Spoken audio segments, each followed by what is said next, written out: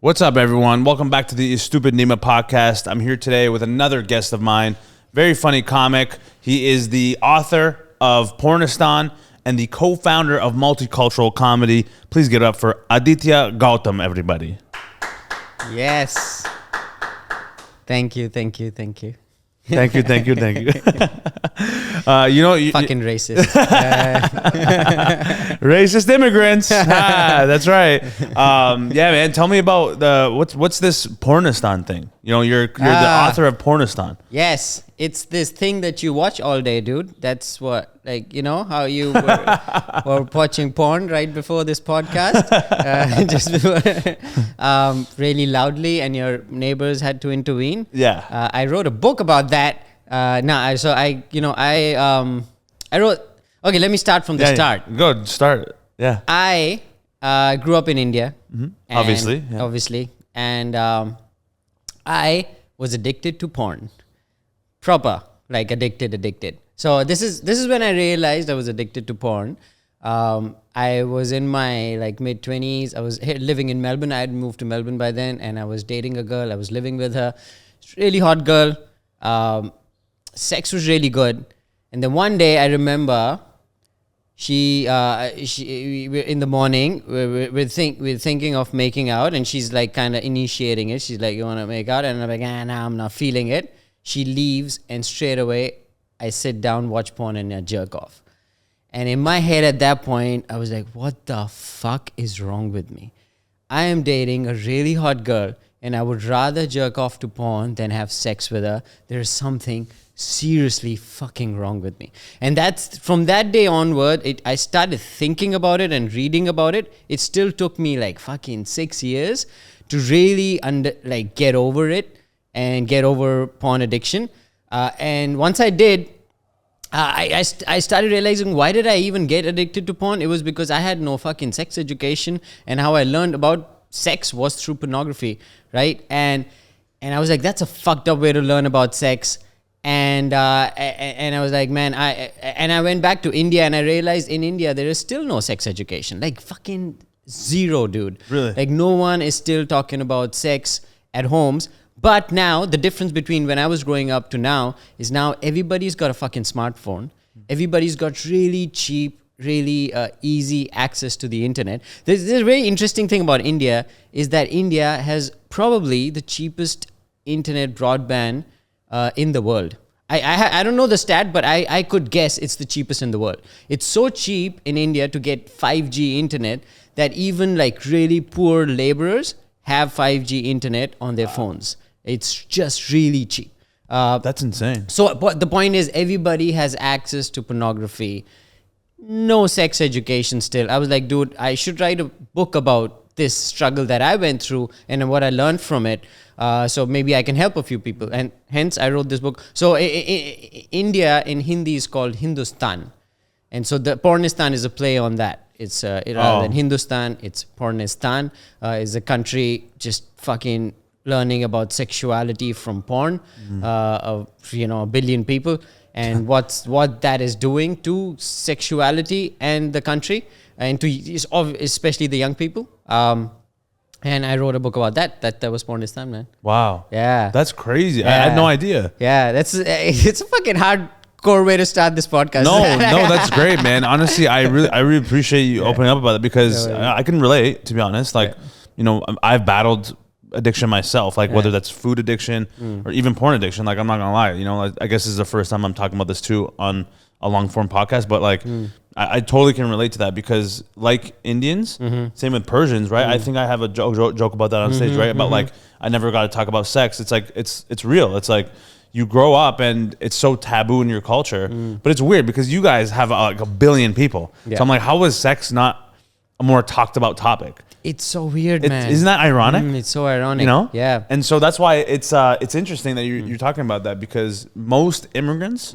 most of our immigrant backgrounds, whether it's Asian or Indian or Persian or Arab, we never grew up around, getting healthy conversation or information about sex or relationships, women, stuff, or men, whatever, right? And so I totally understand why you would create that book. I actually want to check it out because I didn't even know you did that. But you know what was the added layer of weird messed upness about India with this is that if you think about it, India is the place of Kama Sutra.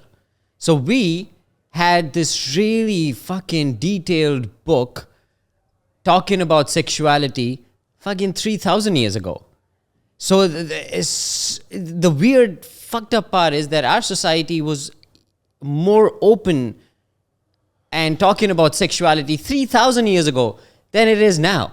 It's like it's regressing. It's so weird, dude. Why do you think that is? So there's a bunch of factors. There's a lot happened in the last 2,000. Like, there was obviously a bunch of different rulers came to the country, different religions.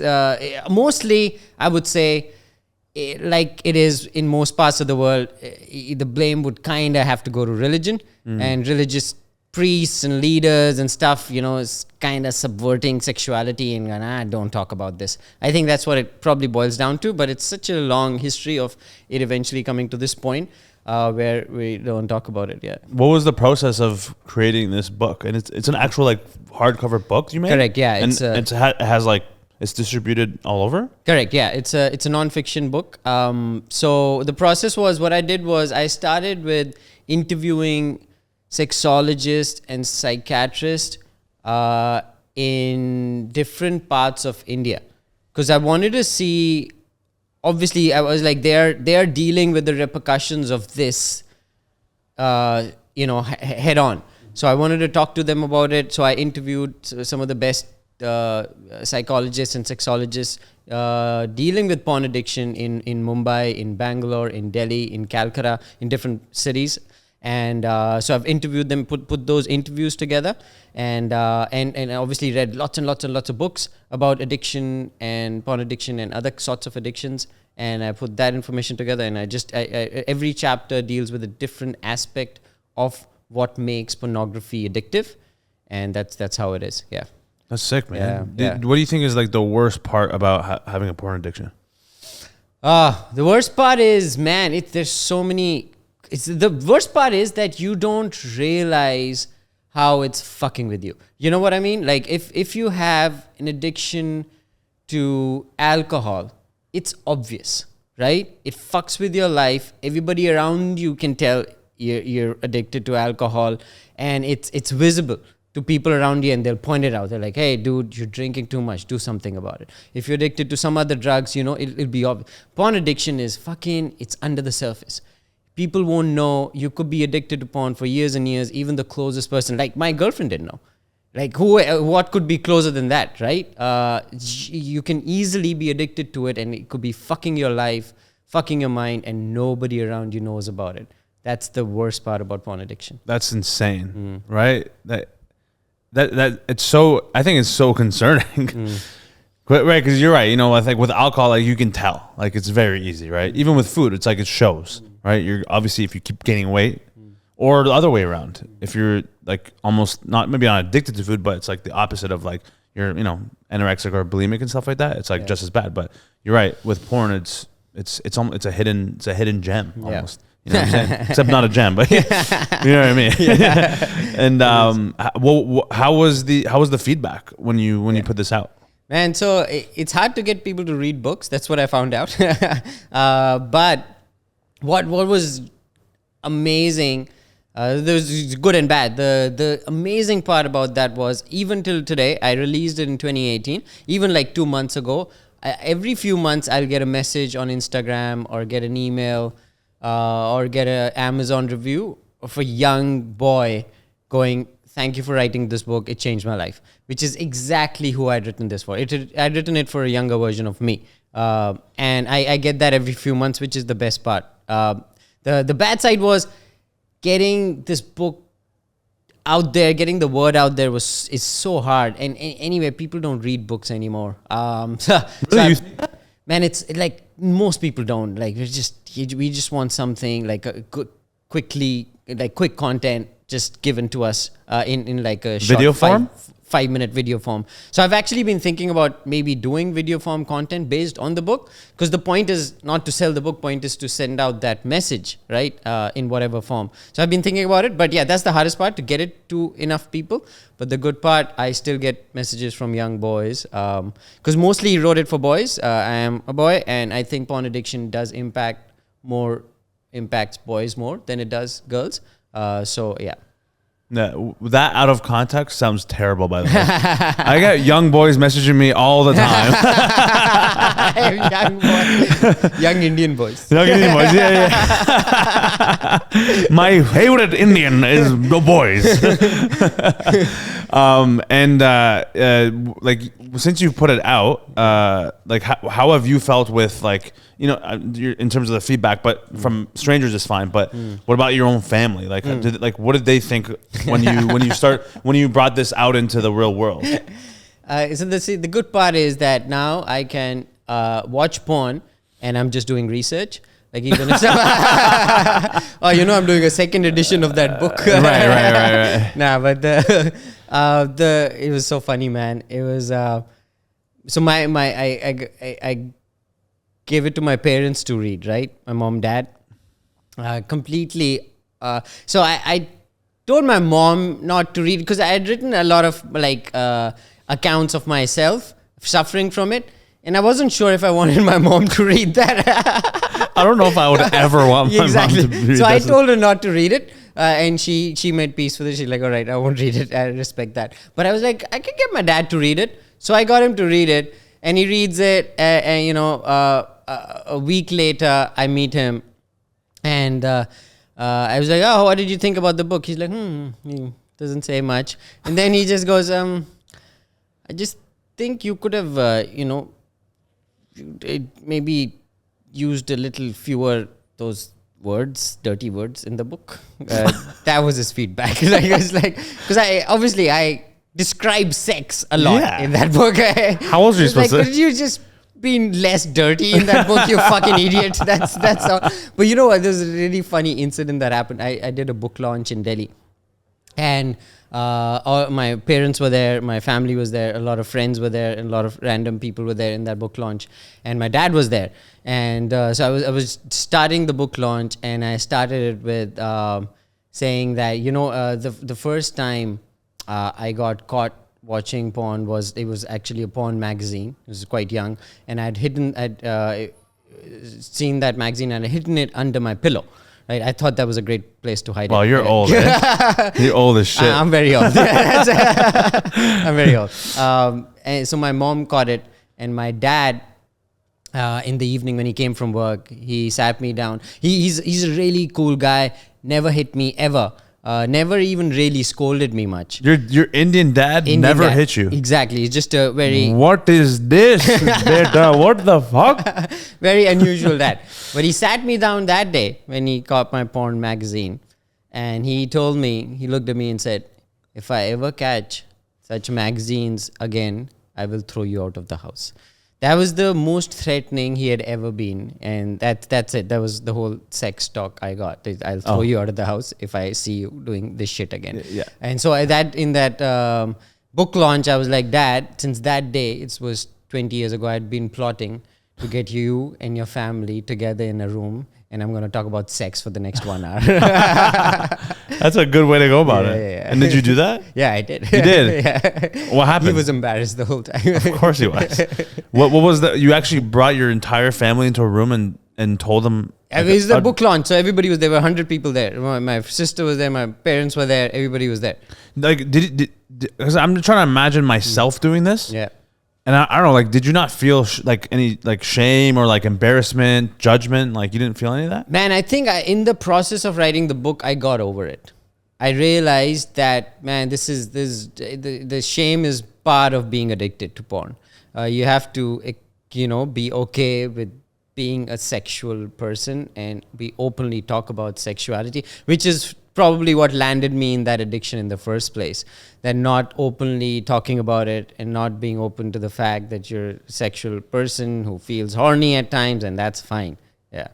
Yeah, man. It's such a such a tough thing to battle, man. Yeah. Because it's so accessible nowadays too. Yeah. And it's like the younger and younger generation keep seeing more and more. Yeah. Because of social media too. It's like pretty much you're seeing, you know, all that stuff on Instagram now, on Twitter, on TikTok. And it's like little kids fucking watching this shit. I'm like, no wonder everyone's messed in the brain, right? Because it's like, what else are they supposed to watch? And the algorithm keeps feeding them this shit too, right? Yeah. And it's like, no wonder this world is is just in shambles. Yeah. You know, everyone's socially awkward. They don't know how to talk to each other, right? They're just sexualizing even more and more and more. Yeah. And you know, like I don't know, like how do you think that can improve going forward? Yeah. So have you heard of this concept called super stimulus?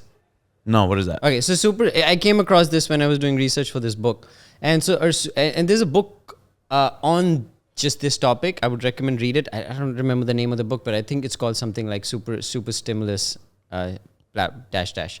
I think it's the only book on that subject. So super stimulus is when your brain is already wired for certain stimulations to work. Stimulate it more than others, right? Certain things will stimulate your brain more than other things because it's biologically hardwired to be stimulated with those things, like food, right? We're hardwired to want to eat food, especially fatty food, and it stimulates our brain. We're hardwired to want to fuck because that's how we procreate, and that's how so any sexual thing stimulates our brain. Super stimulus is when you take these underlying basic stimulating pathways on the brain, and you super stimulate them. Like, so junk food is a super stimulus. Our brain already likes fatty food because it's a survival thing. Now you give it like the tastiest fucking fattiest food you can give it, the brain fucking loves it, instantly loves it, wants more of it. Porn, same thing.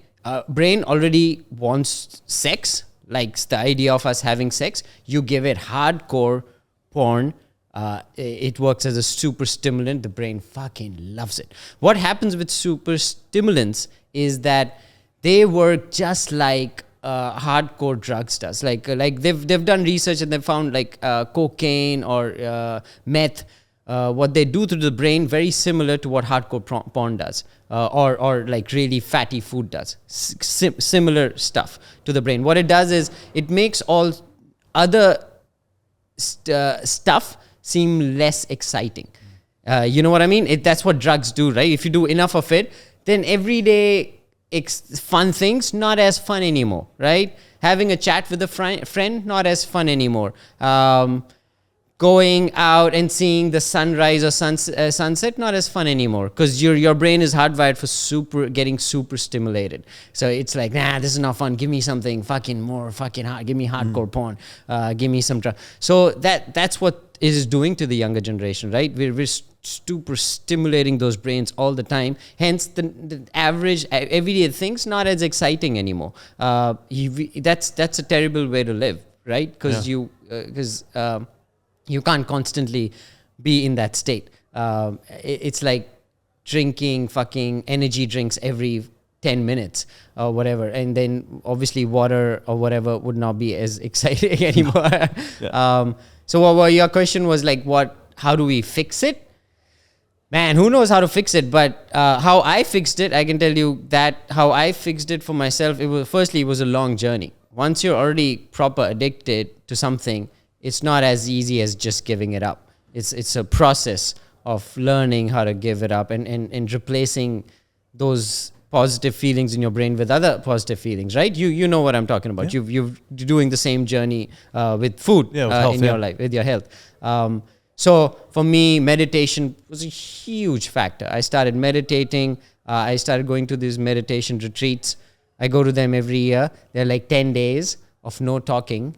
And just meditating, 10 days hardcore meditation. Where is this? It's called Vipassana meditation. Vipassana? Vipassana. Is it Indian thing? It's an Indian thing, but those retreats are everywhere in the world. There's one in Melbourne, there's one in Adelaide, I'm sure there are hundreds in US and Canada as well. It's super hardcore. 10 days, you don't get to talk or read or listen to anything. Really? You're just quiet. Like monks, like the monks? Exactly like monks. And you're just meditating the whole time. It rewires your brain, man. Really? Yeah, it rewires your brain because it resets it. With whatever the fuck you've done to your brain, it kind of starts resetting it. You actually go through withdrawals in those 10 days. In the 4th day, people will start shivering, they'll start getting fever, because your brain's going through withdrawal, man, from all this fucking addictive behavior of just being on the phone all the time, watching porn all the time, just eating shitty food all the time, and your brain's like craving it, right? It's craving it like badly. By the 6th day, you start chilling out and the brain starts calming down. By the 7th day, you start feeling like you're in bliss. Really? Yeah, and 10th day, it's over. And 11th day, you go back to all that shit all over again. And next year, you go do the retreat again. That's what I do. Wow, I've heard of retreats like that, but I don't know anyone who's ever actually done it before. Sure. And how many times have you done it before? Man, I've been doing it every year for the last 12 years now. So I've done it like fucking 10, 12 times now. Really? And you think so? Like, obviously, your brain has rewired then with that stuff? Yes, slowly. Completely? No, I guess. I don't at all feel the urge of watching porn anymore. Really? So Not at all? Maybe if I started... I haven't tried. Like, I haven't gone and started watching porn, and maybe then the old Get wiring triggered? will come back. But no, I haven't. And this is only in the last few years. So it's not like I did my retreat and boom, I was over it. It took me years and years and years. But last 3 years, I haven't seen porn at all. Actually, more than that. I think it's been 4 years that I haven't seen porn at all. So yeah. Wow, good for you, man. Yeah. Wow, honestly, that's tough, bro. Yeah. That's tough because I myself have tried to battle it for like years too. Like even in my younger years, like I used to watch it a lot when I was even younger, like 18, 19, 20, those are like the worst years. It's like, especially like you, man, like I wasn't getting laid at all, bro. Like, even to this day, it's like when you at some point, when you're not getting that stimulation physically, you're like, what do you turn to? That shit. But it's actually making it worse. Yeah. Because now you're building up this expectation in your head that like this is how sex is supposed to be, like you were talking about with your hot girlfriend. And then when you actually get a hot girl and it's time to do the deed, you're thinking about those hot girls in the videos. But it's not the same at all. Yeah. You're completely misconceiving, or I don't even know if that's a word, but you're deceiving yourself into thinking that like that's how it's supposed to be. And so then when the real thing comes, you're like, it's not that great. Yeah. Yeah, that's the worst part, in my opinion. Yeah, 100%. And that's the most dangerous part, I think. Yeah.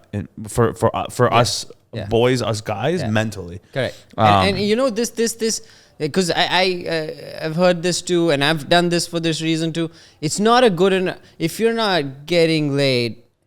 Watching porn, not a good enough excuse. Like what? Like people weren't getting laid for thousands of years. Just fucking imagine something and jack off. You know what I mean? Like porn is just bad for you, man. Like I know this. I've become a bit hardcore about it, but as you should, because it's like there are like porn. Like you said, what it does is you don't want to replace that, right? You like sure right. If you're not getting laid right now, you jack off. Obviously, you do. But what porn does is it's at some level it stops you from even wanting to get laid. You don't want that. You know what I mean? Jacking off doesn't do that. You still want to get laid. If you just think about something sexy and jack off. But when you watch porn, you're like, this is it. I don't need to get laid.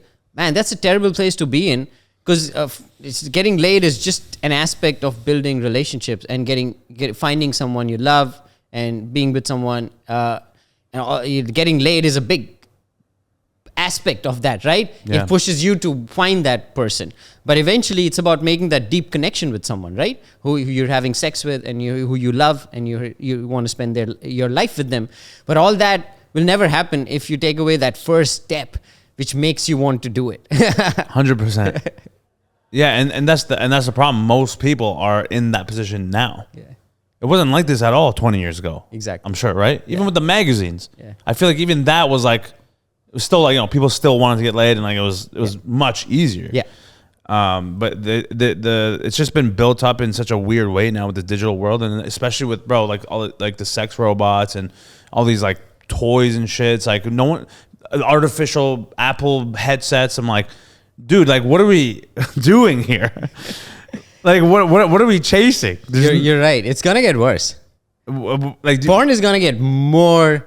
You think it'll get worse? It's gonna get more real, isn't it? With those headsets, like you will feel like right now you're watching something on the screen. It's still your brain is still fooled into thinking you're doing it for real. But once you're doing it through a VR headset, boy, we're done. We are doomed. Do you, like what would you say is the biggest implications of young boys watching porn, like especially at an age where their brains is starting to develop? Yeah. What's like the biggest implication? Like what's so? Firstly, what I found during research for that book was that sexuality is not a set thing in your brain. Like it's not like we're born with our brain knowing exactly what our sexuality will be. The brain learns what our sexuality will be during those pubescent years. Like it figures out for you as a person, because sexuality is a bit of a spectrum, right? It's how your sexuality is, like what are you into, and what you find sexy, what you don't find sexy is going to be different for everybody. And in that part, your brain learns during those teen years. It's figuring out, this is what, this is what I find sexy, this is what I don't find sexy, and this is what I want more of, this is what I want less of, this is what turns me on more, this is what turns me on less. It's figuring it out. But if in that period you start feeding a lot of porn, it's learning that what your sexuality is through those videos you're watching. You're watching stepmom videos, because let's face it, that's what most of fucking porn is. You go on Pornhub, the first 20 videos we get stepmom and stepsister. All right, it's not crazy. It's not Steve meeting. It's true though, isn't it? It's not two random people meeting in a bar, then going home and having sex. That's not porn. Porn is this dude fucking his stepmom. That's porn, man. I'm stuck, stepbro. I'm stuck. Stepbro, I'm stuck. No, you're not. Get out of there.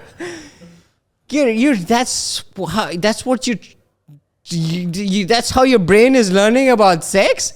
Dude, that's a terrible way to learn about sex. What the fuck? You don't want... Your brain is like, oh, I guess this is what this guy finds sexy, so this is what my sexuality is from now on.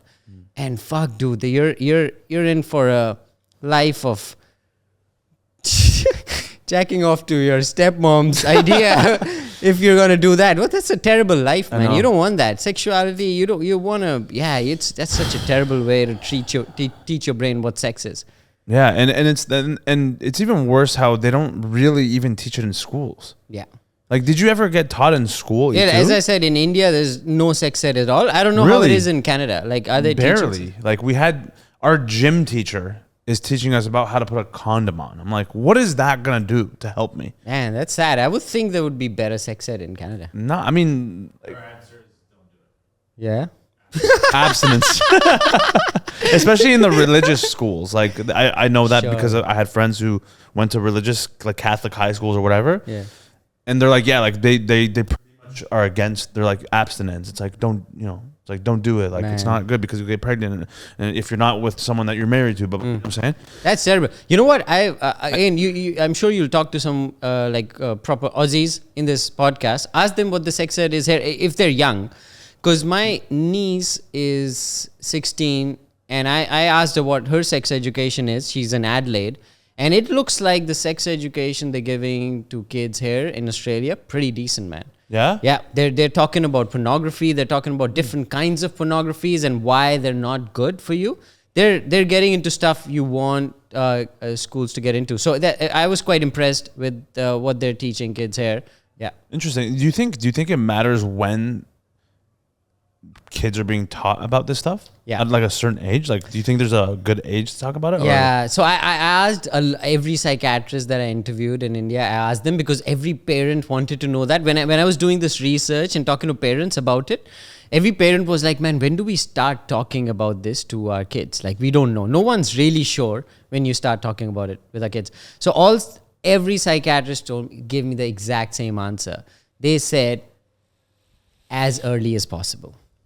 It's like these days you're fighting against the kid watching porn. Like, you want to get in before porn does, right? Wow. So, they're like, and porn will end, these days, most kids will end up watching porn by the time they're 9. Wow. So 9, 10, 11. 9? If you haven't given them a phone, someone in the school has a fucking phone. You know what I mean? If they have a phone, they're watching porn, dude.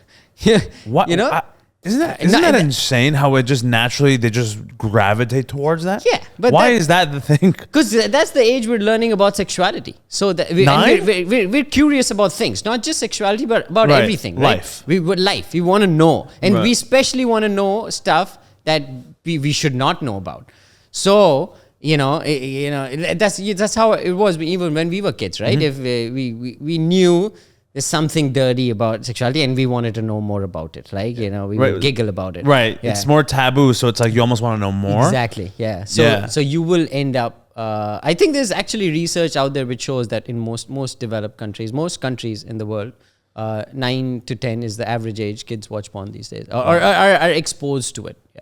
Wow. So you want as parents and teachers, you want to get in before that. You want to start talking about it before they ever do. Yeah, no, I agree. And, since you've kind of, beat this addiction, what would you say is different in your mindset from before, like you even started to work on it, till now? Like, what's the biggest difference for you now? In terms of your mindset towards sex and porn, everything. Yeah. Man, a lot of things. I think the biggest thing that changed for me was just motivation to do things. Okay. I think when I was addicted to porn, I was not motivated as a person, and that's what super stimulants do. You're getting all the stimulation you need through that thing, and hence the brain is not motivated to do anything else. Now the biggest difference is I want to do shit now. Good. You know what I mean? I want to go out, do comedy shows. I want to produce comedy shows. I want to, as far as sex is concerned, I want to have sex. I want my, naughty boy. Exactly. I want to get naughty. I want to try and orgasm my wife, right? I have a bit of a drive now, right? I want to go work out. I see you're doing that too. Yeah. So it's definitely making me, life seems more positive. It's more exciting. It's more exciting. There's more to look up to, and wow. I want to do, just get out and do more shit. That's the biggest difference, man. I didn't want to do shit when I was addicted to porn. I just want to lie down and fucking watch porn and then just eat and just sleep or whatever. Fuck, it's so true, because you're not just addicted to one thing. Like, it leads to everything else too. Yeah. Because you're already like addicted to this. You're like, oh man, how can I chase this more? And then naturally, when you start doing something bad like that, you do end up eating worse. You maybe drink more. You do things that just aren't helping you mentally, physically, spiritually, emotionally, anything. Yeah. It's just, you just go down this spiral. Yeah. Without even realizing Yeah. it. And that's the worst part too. And especially if people don't have people around them in their circle to tell them otherwise, they're fucked. Yeah. Right? Like, I'm lucky I have my brother, and likewise, because we talk about these things transparently pretty much all the time. And it's like, in my head, I'm like, what if I didn't have something like that? How am I going to learn to get out of it? Luckily, the pros and cons, right, of social media. The pros are there are a lot of people online who do talk about these things, just like we're talking about now, to help, right? 100%. And that's actually kind of how we got out of a lot of funks ourselves, by watching guys like Gary Vee, David Goggins, like various biohackers, like health experts, stuff like that. And I just hope, I feel like nowadays, actually, I see a big trend of people going more towards like bettering their health and gaining optimal health, because of social media. So there is that end of it too. Yeah. But I think still overall, like obviously majority of it is still negative towards, you know, sexuality and stuff like that. Because man, there's all these examples of like, you know, like you hear it every day. It's like, you know, women still walk around like scared. They live in constant fear. Yeah.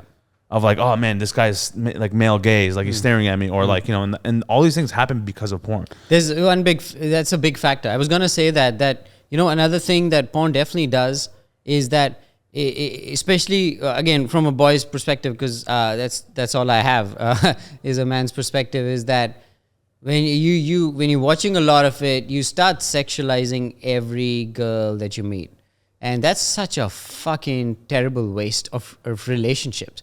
I think since I've gotten over it, I've made much better female friends who I'm not sexualizing. Not every female has to be sexualized in my head. But when I was watching a lot of porn, I couldn't help but do it. So you're right. That's definitely an aspect of it. Yeah, and yeah, that's almost like one of the worst parts of my opinion is like you unconsciously, like for me personally, like I still struggle with like, you know, like objectifying women in a way, just like, you know, seeing them as their bodies almost sometimes before like who they are. But it's like, that's the problem with porn and having a porn addiction is like, you know, it's, and it's such a battle because you have to constantly keep telling yourself that it's like, there's more to life than just doing that. And it's like, it's also just like, it's just a body, you know, like back in the caveman era, I don't think they thought about like, like look at that ass, or like, you know, it's like they just like, you know, they're more primal obviously, so they want to have more sex, but it's like there's still a lot more like the brain, like knowing someone on a deeper level is actually always outweighs the physicality of the person. 100%. And so I don't know, man, it's still work in progress obviously, and I don't know, I think it should be more of an open conversation for sure, between men especially. We have to be the ones accountable. 100%. It can't be women telling us to do it. You know what I'm saying? So that's when it's going to change fundamentally. I love this Shane Gillis joke that he does in that last special of his. Yeah. You know, where he does this joke about women are watching porn now, and we can't have that. It was bad enough with men coming in with ideas. I know. We can't have women coming in with ideas. It's such a good fucking joke. So good. Because it's funny, but it's also hitting on this aspect of it, like men coming in with ideas, like, oh, I'm gonna fucking come on a face, like, just wild shit. Just wild shit. Do you think now, because like you said, you were in a relationship at the time when you were battling this addiction. Obviously, like it's not the same person you're with now, right? So when you met your wife now, what stage of life were you at? And did you open up about this stuff to her early on? I did, because that was the time when I had just begun to get a grasp of it, but I was still struggling with it when I met her. So initially I didn't tell her, because that's, you know, there's a lot of shame around porn addiction for boys, man. There's so much shame around it, especially addressing that it's a fucking problem. It's a lot of shame around it. So I didn't tell her in the beginning. But then what happened was, I think 1 year into a relationship, I had like so I at that point I was in a point where I had given up on it, but I would still go back to it if something fucked up happened in my life. That's how addiction works, right? If I was under stress, something bad happened, I was having a bad day, I haven't slept properly, and if all those things came together, my brain was like, fucking let's watch porn. Because that was the safe place, and it was like, it wanted to feel good, and it knows it feels great. And I did it. I watched porn one night, and I hadn't seen it for like a year or something. Oh, wow. And I watched it, and I completely binged it for 3 hours. That's the thing with porn addiction. It's not even just about watching and jacking off. It's not. You just fucking keep watching.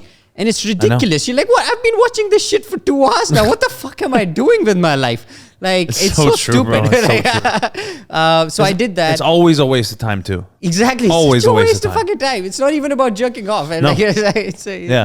So I did that, and I called her at night after that, and I was like, man, I've been dealing with this, and I've been watching porn for the last 2 hours, and I want you to be the person I'm accountable to. So every time I watch porn, I'll tell you. Oh, wow. Because then it becomes more accountable that there's someone I have to tell this to? And she was super supportive about it. And she obviously read the book too. This was after you told her.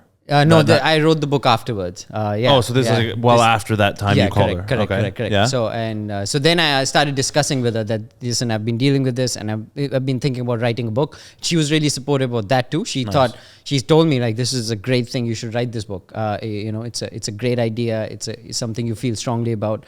And then so she knows. Yeah. Even now, when I'm kind of some days feeling weak and feeling like that urge is coming up, the relapse. Relapse is coming. I'll quickly call her. I'm like, I'm feeling like I want to watch porn right now, and she's like, all right, shut down your computer, turn off your phone, and go for a walk, which always helps. And that is that the same thing pretty much every time? She just tells you to shut your shit off, go for a walk, shut the hell out of your mouth. Come here and fuck me. That's all. That's what you want to hear. Yeah, that helps when she's around. But of course. How did you guys meet? You and your wife met on Tinder. On Tinder. Yeah. When was this?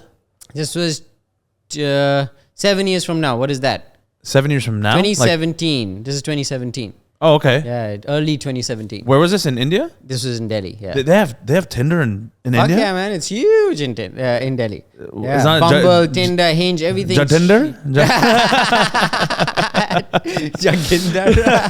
Yeah, that's probably it's a good idea. I think that you know Just Rain. So who? Just Rain. No, I don't. You never heard of him? Just Rain? No. Wow, Jesus Christ. Yeah. You gotta hear. So he's one of the biggest like Punjabi content creators. Like he actually went off the face of the earth for like 10 years. Oh, okay. But like back in like 2010 to like 2012, 2013 era, a little bit before, he was like massive. Oh, he's from my hometown, Brampton. Oh, okay. Like Toronto. And I think he did a skit on that where he's like, this is like Indian Tinder, Jud Tinder. I think it was him, but it was one of those brown creators that made that video. But anyway, are you guys like around the same age? Yes. Okay, nice. Yeah. How did it work out? Like, what was the thing that kind of made you guys, become a thing? So I think we initially met because we just wanted to hook up. Okay. That's what you do in Tinder mostly, just hook up, and we did. We hooked up, but I was instantly fucking, oh my God, this girl is great. I want to date her. But I tried to play it cool for a bit. Like, yeah, whatever. We're just hooking up. It's fine. But then one day I announced, I was like, listen, I think we're dating. And you announced it? Yeah. You went on social media. Hey, everyone, just letting you know, I'm dating this broad. We met on Tinder, and now we are dating. Okay? So I don't care who you are. If you look at my girl, she is not yours. It's mine now. Yeah, that's exactly how it went. There you go. See? Yeah. That's great, man. That's great. And she's also from the same city in your hometown? She's right. Yeah. Because you said you're from Delhi, right? Yeah. So I'm not from Delhi. I'm from there's the NCR region. So Delhi. Wait, what's NCR? NCR is National Capital Region. It's a bunch of cities around Delhi. It's all comes under this bigger umbrella of the National Capital Region. And so I'm from a town called Noida, which is right next to Delhi, comes under NCR. Noida? Yeah, and it's in a different state, which is called Uttar Pradesh. Uttar Pradesh? Uttar Pradesh, yes. Uttar Pradesh. Yeah, Uttar Pradesh is known for being like one of the wild states. In all of India? All of India. It's fucking wild. Why is it wild? Wild is like it's a bit lawless and it's like it's crazy. Like in a good way, like a fun way, or like negative way? Fucked up way. Yeah. Oh, really? Like Uttar Pradesh police is considered one of the worst police. What? Yeah. Like in all of India? Yeah, one of the worst. Wow. I think people from another state called Bihar might take offense because their police is pretty fucking shit too. No, our police is way worse. Not your police. But Uttar Pradesh is pretty wild. Like it's considered one of the wild states. It's the most populated state in India. Oh, so most of India lives there. It's like central India, and it's a bit lawless. And it's a bit crazy, but it's I mean, I like that aspect of it. You like a little fucking craziness. Craziness. Let me go out there and risk my life. Like I'll give you like an example. Like in when we were young in school, we were in a car one day, like me and some friends, boys, in the car and drinking alcohol, right? Naughty. We were in 10th grade or whatever, 16 or whatever. We were driving around. It's all good. This is India, especially UP. Yeah, so just do whatever you want. The cops caught us, and this is a big deal, right? They caught us. We're 16. We're not even supposed to be driving, but we're driving and we're fucking drinking. We've got alcohol everywhere. Everyone's holding and we're fucking drunk. We're driving. Like, we're doing everything illegal that's possible to be doing. And their main agenda was to just get some money out of us, right? Classic. They were like, oh, we're going to tell your parents. We call your parents. They're like, oh, fuck, don't call our parents. We'll give you some money. They're like, all right, what do we have? We had, in total, like 60 rupees on us, which is no money. What is like that? $1. $1? Which is no money. We had no money. We were broke ass motherfuckers. We were 16, right? We had enough money for alcohol and we bought it, and that's it. We're done. The fuckers let us go for 60 rupees. They're what? Like, all right, go do your thing. And that's UP police, right? Oh my God. I hope they don't fucking put me in jail next time I go to UP. You're just exposing yourself on this podcast. We're gonna send it to the UP. This is long back. Maybe UP police is great now. UP police, I love you. You're fucking great. Sorry for saying that. This is to your ancestors 20 years ago, right? Interesting. So, you grew up in UP your whole life, and is it a common thing for, if people are in India to go to other cities, like let's say, because back home I grew up in like Scarborough, which is Scarborough Markham, which is like a suburb of Toronto. Sure. But then it's close enough where like you go into the city sometimes, you go into the other cities, even past Toronto. Yeah. It's like 30-45 minute drive. Is that a common thing in India where people will just like drive like far journeys? Yeah, it is quite common. Like, but obviously, it's common to go to like the big metropolitan cities. Okay. So we've got like 4 or 5 main metropolitan cities in India: Delhi, Mumbai, Calcutta, Bangalore, Chennai. I think that's it. Nah, Goa is like a small beach town. Oh. Yeah, so you only go there for holidaying. Okay. That's it. What about Gujarat? Gujarat has Ahmedabad. That's a pretty big city, like one city. That's quite big. So yeah, these bunch of big cities. So if you're wherever you are, you'll go travel to one of these big cities if you wanted to. That's where shit's happening. Right. So we would go to Delhi a lot. But Delhi was right there. Like we had to take like a 30-minute bus ride to get to Delhi. Oh, that's not bad. That was really close. But yeah, if we wanted to like back in the day, even like good movie halls were in Delhi. They weren't in Noida. Good restaurants were in Delhi. So we would have to go to Delhi if we wanted to. Right. You were talking because like you have a joke about feeling at home in Australia because like crackheads or like there's homeless people. No, that's not the joke. So the joke is that I don't feel at home in Australia. Oh, sorry. Yeah, you don't feel it. But I felt, I've been here for 12 years, don't feel at home in Australia. Went to America for a visit in 2019, instantly felt at home there. Oh, right. Because everybody there was honking. There were people shitting on the street, people stabbing each other. I was like, fuck yeah, this is just like home. This is great. And to be fair to America, I did go to LA. So that's where you're gonna see all that. I genuinely felt that. So I'd been living in Australia for 2 years straight before I went to that visit in 2019. So I hadn't been to India for 2 years, right? I go catch a flight, land in LA. I get into a taxi. As soon as the taxi guy he starts honking. People don't honk in Australia. I don't know if you've noticed. Nobody honks in Australia. That's true. I haven't heard one honk since being here. Nobody fucking honks. It's like an emergency thing if you honk. So I was like, fuck. And that's what I love when as soon as I enter Delhi, people are honking. And it reminds me of home, right? Honking reminds me of home, man. Right. It gives me nostalgia. Yeah. So I went to LA. Straight away the cab driver was honking. I was like, fuck, it feels good. This feels like home. This is beautiful. Did you ever go to New York? I did go to New York, yeah. Even better than Loved it. Loved New York. Loved it. Yeah, it was just like home. Okay.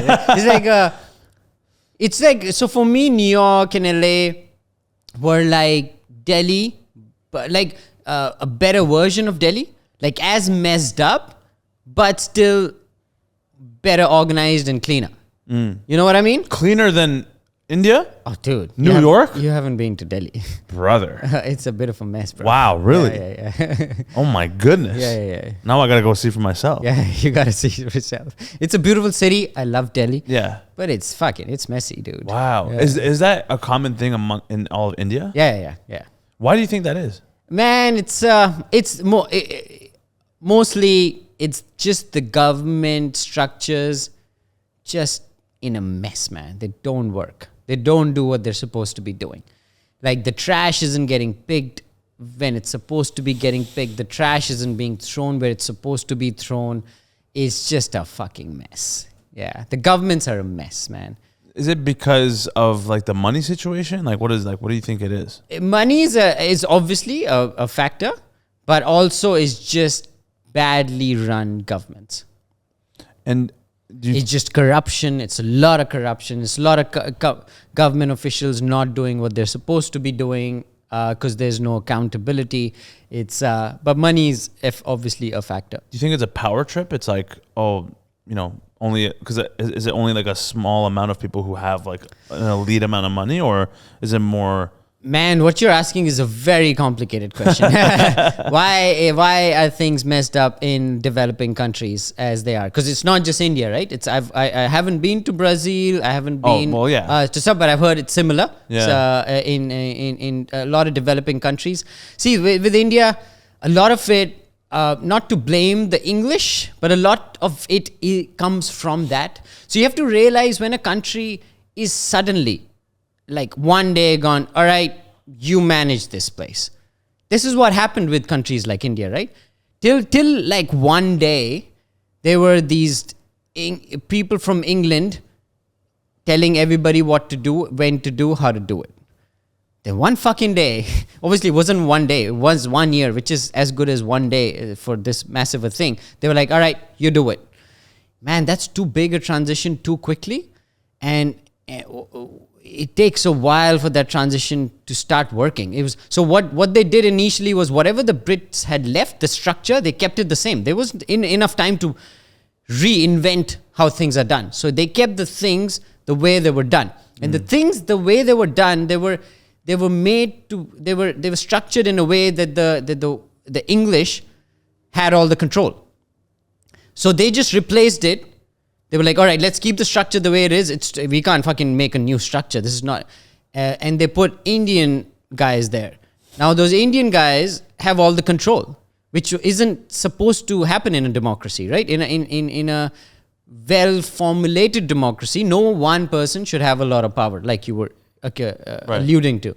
But because it was like a transfer from this old structure, it ended up happening. Now, they try to fix it over the last 70 years, but it's hard to fix something once it's fucking formed. So it's a lot of fucking mess in moving the power parts, thing, moving parts. A lot of it also has to do with money. It's just not. It's a poor country. There's not enough money to go around. A lot of Delhi is immigrants from around India coming there to find work. So really? Yeah, that's the hub for other Indians. Correct. To go and find work. Again, Delhi, Mumbai is like. I would say 60%, 70% of it is just immigrants from other cities, from other areas, villages, from poor parts of India coming there to find work. So when that happens, man, it's just too much pressure on this one small place. So to give you context, Delhi, size-wise, 8 times smaller than Melbourne, and has the population of Australia in it. So what? So imagine an area 8 times smaller than Melbourne and has the whole of Australia living in it. Bruh. That's Delhi, dude. Wow. How do you keep that live place like that? Yeah. How do you keep that place in order? In order. It's impossible. Wow. Yeah. And it's not just Delhi that's like that. Mumbai is like that. All the major cities are also like that. Yeah. That's insane. Yeah. No wonder. Yeah. No wonder. That's wild, man. What's your favorite place in India to go to? I guess Goa is top of the list. Goa is fucking great. I spent 2 months in Goa last year in November, December. I loved it. It's such a chill city. Great weather, great food. love Goa. Mumbai, I really love Bombay as well. It was called Bombay. Mumbai, Called yeah, no, it's Mumbai. That Russell Peters joke. Yeah, love Mumbai. It's such a great city. A lot of art happens there, right? All movies are made there. Bollywood? All the script writers live there. So it's like a vibey, arty vibe to it, especially certain parts of Mumbai, and I love that. And again, has the ocean next to it, which gives it a nice, Exotic? exotic vibe and great weather. So yeah, I think I love Goa, Mumbai, one of the two towns I love the most. Yeah. What would you recommend someone like me going to India for the first time? Yeah.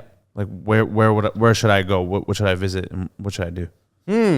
Depends on how much time you have, because there's so much fucking to do. Of course. So so you would decide on that. So let's say you have a month. All right. Let's say you have a month.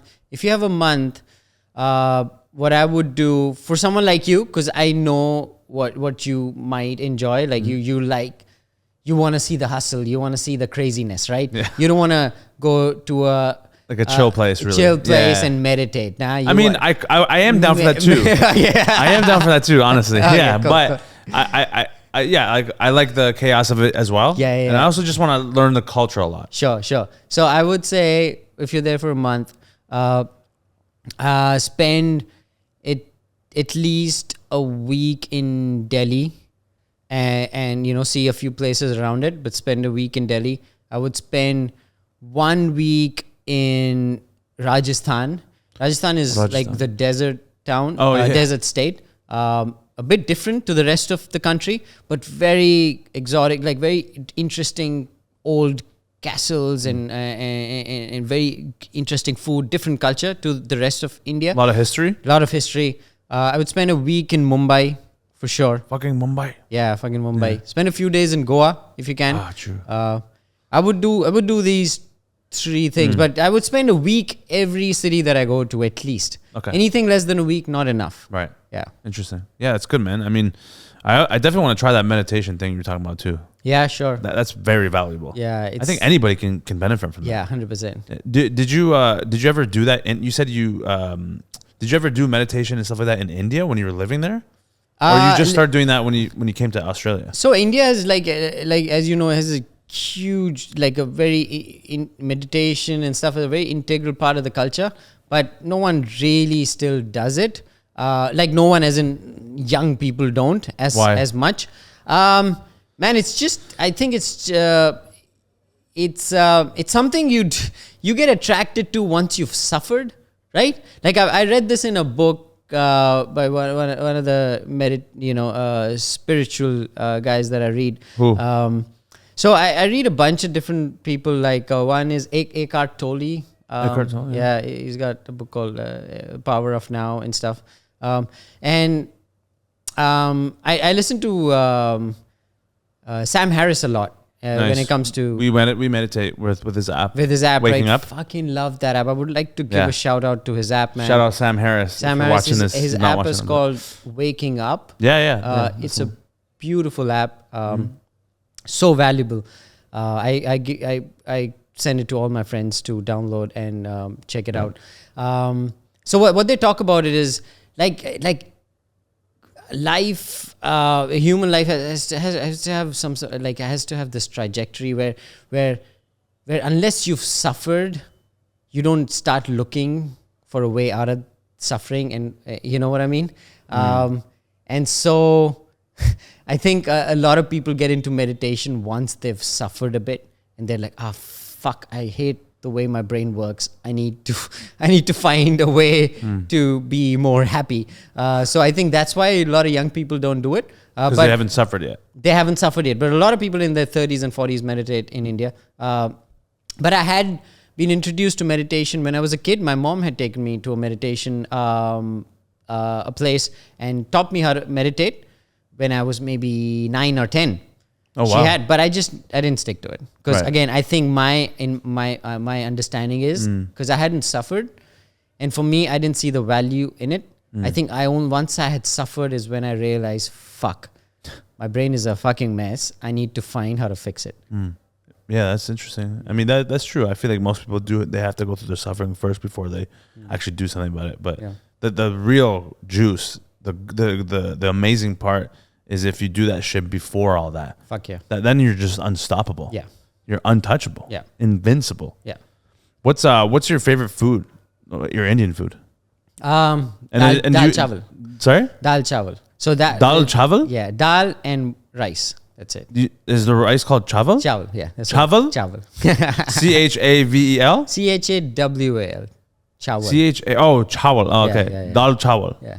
So it's just what? What is it? Just dal and rice. What's dal? Dal is just lentil. Oh, right. Yeah, lentils. just lentil right. curry, like a homemade lentil curry and rice. That's the most basic homemade Indian food, but it's the most fucking fulfilling Indian food. Yeah. Yeah. That's like the most common dish that pretty much all of India eats. Well, in my part of India. Oh, okay. Yeah, we all eat different shit. But my part, like, Delhi and northern part and UP and stuff, Yeah. dal chawal will be what you will eat at home Wow. on an average afternoon. Yeah. Like every day. Pretty much every day, yeah. Wow.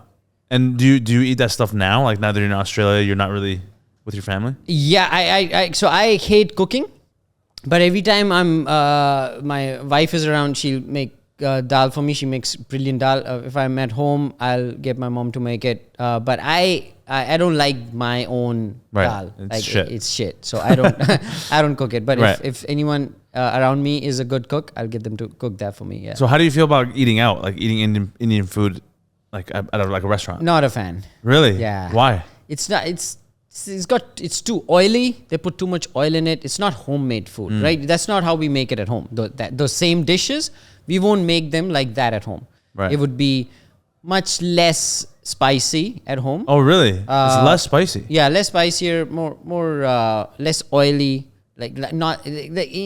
Outside Indian food is fairly unhealthy, I would say. Well, yeah. I mean, Yeah, but homemade, same dish, homemade, not unhealthy. They make it in a better way. why do you think outside Indian food is spicier than homemade? I think outside Indian food, they're trying to either they're trying to cater to white people or Indian people. So when they're trying to cater to Indian people, they make it more spicy. Because when Indian people are going out, they want to try something spicy and because that's their eating out. Because they eat normal Indian food at home anyway. If you're an Indian eating out, you want to spice it up that day. You know what I mean? Spice it up more than usual. Right. Yeah. I want some fun. Yeah. Yeah, exactly. Let me sweat tonight. Yeah. Let me risk my life tonight. So you don't eat that kind of food every day at home. You know what I mean? But if you're catering to the white people, then it's not spicy at all. Then it's fucking bland. So either of them, I'm not into. Oh. I want something in the middle. So what do you do when you're like on the road? I love Chinese food. Chinese food? Yeah, that's where I'm looking for a Chinese restaurant when I'm outside, dude. Shit. Wow. So or Vietnamese or Thai. I'm looking for a pho. this guy said Thai. I love Vietnamese food and Thai. I love Thai. You're such a progressive Indian, trying other people's foods. That's interesting. So your wife is the cook of the relationship, and you said she's in New York or no? She's in Delhi right she's now. in Delhi. She's in Noida actually. Noida. Oh, and you guys are going to New York soon, right? You said? Yes, we're going to Nice. New York in June. Yeah. For what? Just for vacation? Or? Yeah, just for vacation. Nice, My sister lives in New York. Yeah, so you're like, just- I need to feel that like homelessness and Yes, dirty. That's it. Man, I love New York. Yeah. I'd live there if someone would let me live there. Yeah. Why you can't live there? Man, I need to figure out the visa situation. Oh, the visa. Right? Yeah. I know. So in terms of comedy, let's talk about that real quick. So, when did you start doing comedy? So I started doing comedy in 2019 June. That's when I started. And this was in Australia. This was in Adelaide. Yeah. In Adelaide. Yeah. That's where you. I was moved living to? there for 1 year. I was living in Adelaide, and I started doing comedy there. Because Adelaide, you spend a few Yeah, I was weeks there, in yeah, Adelaide. yeah. Adelaide, for people who don't know, boring as fuck. Really, nothing much to do but the festival. Festival's great. The festival's fun. Festival is beautiful. That 1 month of the Adelaide Fringe is the fucking best time to be in Adelaide. Apart from that, nothing Ghost happening town. there. It's a small city. So I was really bored, and I came across this open mic, so I started doing it. 2020, by 2020 Feb, I was like, man, I'm really enjoying this comedy thing. I want to do it more, and I want to do it more seriously. And I'm not going to do it if I was in Adelaide. So I was the best city in Australia to do comedy, as you know, is Melbourne. So I decided to move to Melbourne. First week of March 2020, I moved to Melbourne to do more comedy. Got fucked. The timing. Fucking timing. Yeah, dude. you got rinsed. I got rinsed, man. I wanted more stage time. All I got was sitting at home and getting really depressed and getting suicidal for the next 1 year. Oh my God, dude. How did you cope with that? Man, it was so hard. Because I know Australia was like under lockdown. Yeah, especially Melbourne. Especially Melbourne, because this is the most like progressive area in all of Australia. 100%. It is. And also, we got locked down for the longest, Melbourne. It was so I to answer your question, the comedy, I didn't do any, I had zero stage time for 1.5 years after that. Yeah. So I got back into comedy when things started moving, opening up again. But yeah, lockdown, I was in Melbourne. It was tough. This weird thing happened, man. So I had left my job in Adelaide to move to Melbourne, right? What was your job in Adelaide? I was working in marketing and copywriting for a solar company in Adelaide. Oh, wow. It was an American solar company, actually. I don't know why I pointed at you. You're not American. Yeah, I'm not American. You fucking racist. Close enough. So I left that job because I wanted to move here. But so what happened was when lockdowns happened here, they started giving people money, like a Centrelink. That's what they call it here. We have the same thing back home. It was just called what was it called? The Serb. What's it called? Serb. It's called Serb. But Centrelink, same shit. Same shit, yeah. sure. So they started giving out Centrelink to people who had lost their job because of COVID. Now, I hadn't lost my job because of COVID, but there was a loophole there. I kind of qualified because I had left, because I was employed till February and now I was unemployed. So I qualified. So I started getting that money, so which was great. But I was finding hard to find work in Melbourne because everybody was freaking out. Nobody was hiring at that point because nobody knew what the fuck was going to happen to the world. I started getting so depressed. I was living in a 1-bedroom house here in the city, and I started getting so depressed that I spoke to a friend who worked in a prison in Melbourne. And I was like, dude, I just need to work somewhere. I need human contact. He's like, dude, their prison is hiring. Apply for it. Prison? Yeah, dude. I applied for a prison officer. No way, position, dude. And I got hired, dude. No. I got hired. Are you serious? Yeah. I worked as a prison officer for 2 months in Melbourne That's hilarious. before they fired me. Yeah, because you're like, yeah, buddy, too small. Before, I wasn't into it, man. I was like, what the fuck am I doing with How my did you life? get hired? Dude, they were hiring anyone and everyone. It looks like it. I That's don't know. hilarious. It's so stupid. But Wait, what did you have to do? It was just this interview, and I even fucked up the interview. They really shouldn't have hired me. They asked me this question in the interview, right? This is happening on Skype, obviously. It's lockdown, right? They asked me this question. It's like, if someone gives you contraband, if you're working inside the prison as a prison officer, if a prisoner, if you're outside the prison, you've left work, you're outside, and outside someone gives you contraband to give it to someone in the prison, what would you do? Now, dude, I had no idea what contraband meant. So, but I didn't want to come across as stupid. So I just made up an answer. I was like, you know what? I would not take it from them. What I would tell them, you shouldn't just be giving contrabands to people like that. He's like, and would you report that guy? I was like, no, why would I report that guy? There's nothing to report. Like, he's just giving me contraband, whatever the fuck that is. No idea. No idea. Later, I told my friend, he's like, dude, idiot, contraband's like fucking shit that you're not supposed to take in the prison, right? Yeah. Right. It's illegal. You should report it to the police if someone's trying to give you contraband. So I was like, all right, surely they won't hire me. They still hired me, dude. So That's I hilarious. worked in a prison for a few months to get over the depression of loneliness and depression of lockdown. How To answer. ironic. Yeah. You to get over loneliness and depression and suicidal thoughts, you work in a closed environment with criminals. Criminals. That's what gave you a rush to Yeah, live. yeah. You're like, look at these fucking idiots. Eventually, they fired me / I quit, and then I found a copywriting job again, and that was fine. Yeah. What a trajectory. Wait, what was like the highlight of working in the prison? Man, okay, this is so my first day out in like they trained us for a month, right? First day out in the fucking prison. I'm in the prison. I'm there. They're prisoners all over around, and they're hardcore prisoners too. Like they're not just. This was a maximum security prison too. Wow. There's fucking murderers and shit. So I'm there. I'm out there, and they're being served lunch. And there's me and one other prison guard there, and there are like at least 50 prisoners. Oh my God.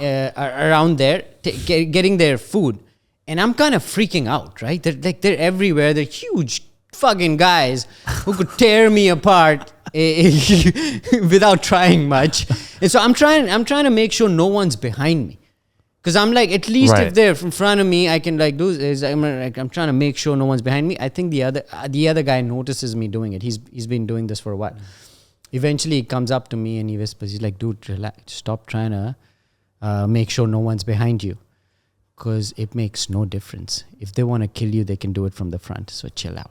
Oh, And he walks away.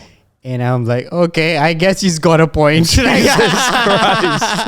He's like, okay, sir, no problem for me.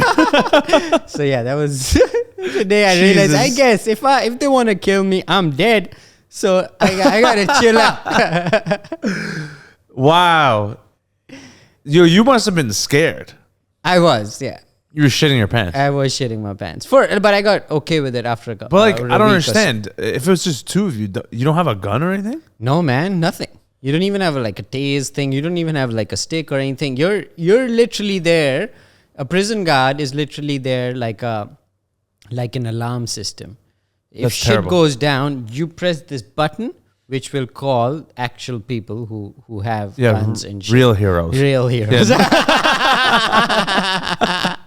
Yeah, pretty much. That's crazy. How did they hire you? What the fuck? Yeah, dude. But to be honest, if you had seen some other guys in that batch that they hired, I was pretty fit. I was You like, were all pretty- right, I could, like, I'm better than them. Jesus. What, Yeah, they they were hire- super unfit people, man. What? Yeah. Like skinnier than you or like fat? like fat. Really? Like old and fat. I'm like, dude, what Old the and fuck? I can at least run away. Shit's going down. yeah. Plus, you've been lifting, you've been 12 years in the gym. That's crazy, man. I think my theory is they hired you because they were trying to hit a quota. No, man. That's not. It's Melbourne, bro. It's Melbourne. They're progressive. They're woke as shit. I'll tell you what. This you will realize this. You probably won't because you won't look for jobs here. No, This yeah. country, there's no people. They don't have people to work here, dude. They What do you mean? need people. There's no one wants to work in this country. Yeah, because everyone's fucking by the beach. Exactly. That's why they wanted us to pick fucking Avocados. berries. Yeah, literally. Yeah. Bro. Because we were on a working holiday visa for 1 year, Yeah. starting January 2nd or whatever, because that's when we got here. Sure. And apparently, on the last day of the visa, you absolutely have to leave the country. And if you stay, you have to at least for 1 month. 3 months. Oh, 3 months. Fuck. 90 days. Even worse. For 3 months, you have to pick avocados in the farm. That's it. I'm like, no one what- wants are to you pick insane? the avocado. Someone's got to pick him. Buddy, I can't even fucking control my own habits. How do you want me to pick avocados? I got to do stand-up later tonight. That's hilarious. Are you going to do it? No. No way. The fuck am I? What is this, 1800s?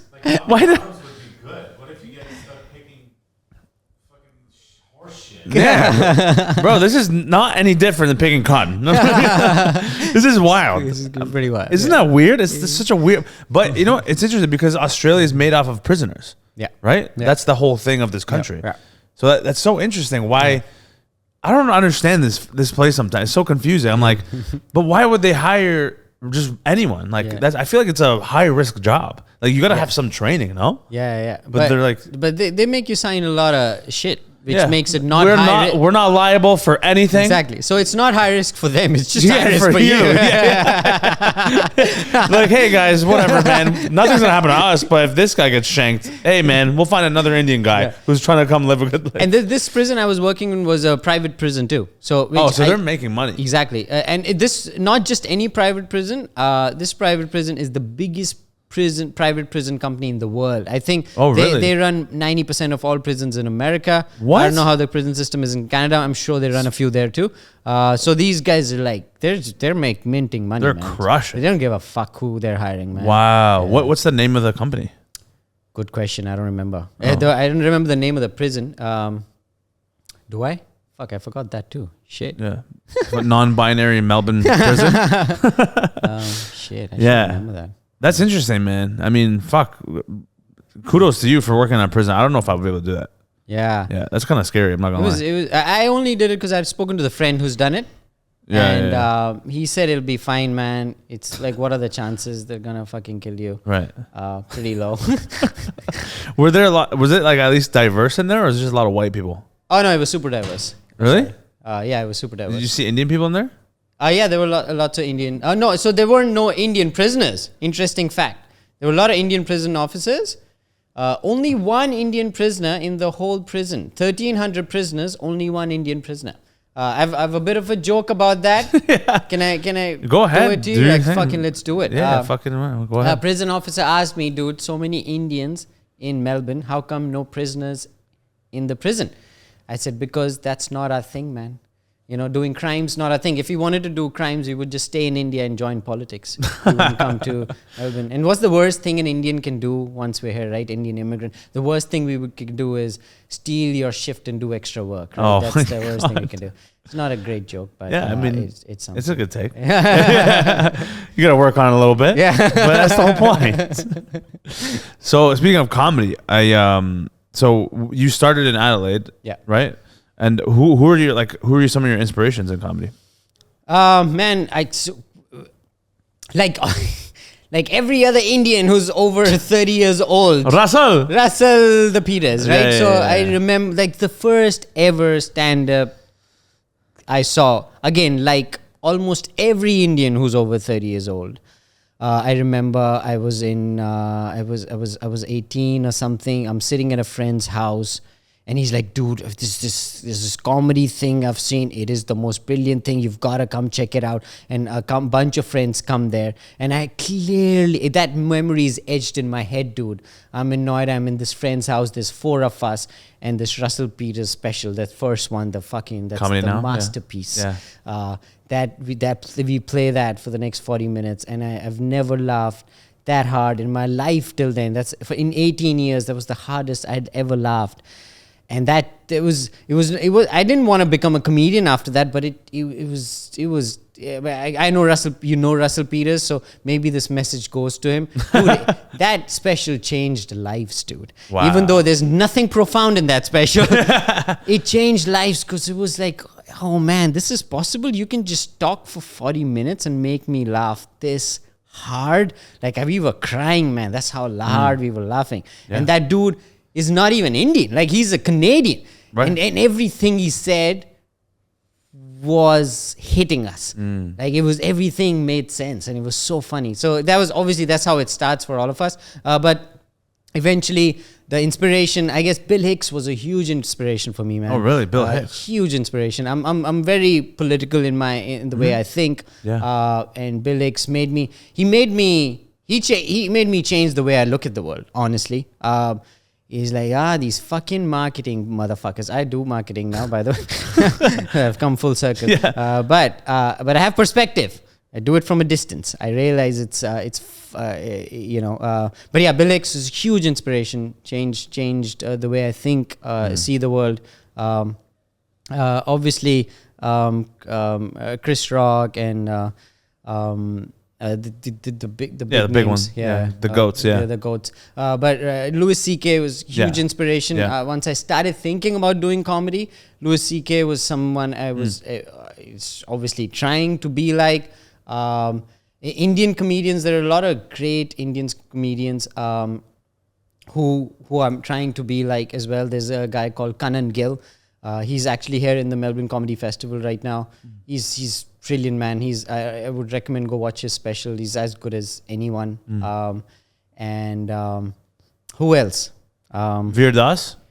Veer Das, yes. Like I've honestly genuinely started watching him only in the last couple of years. Okay. Although he's the OG from India, he started doing comedy before anyone else did.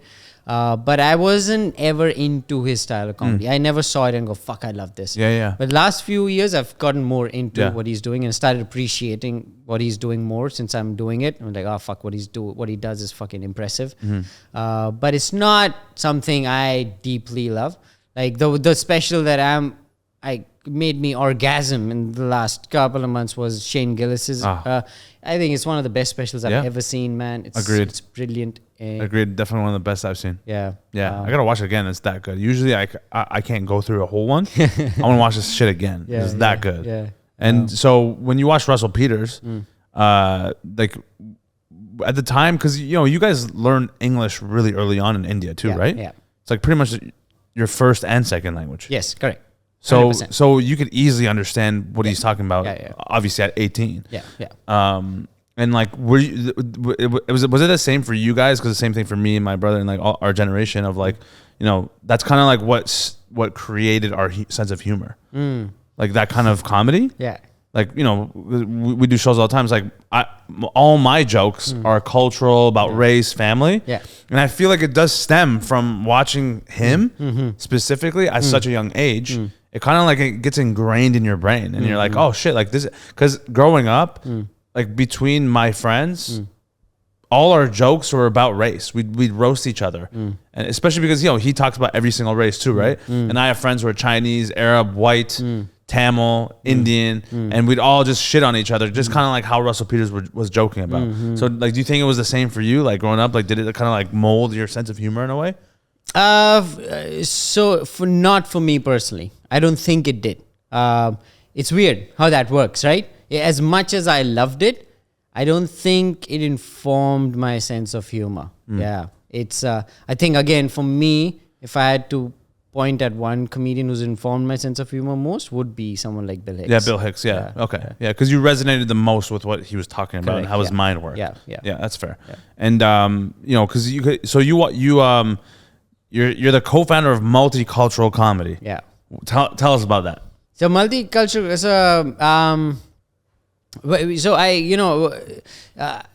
getting stage time in Australia is quite hard.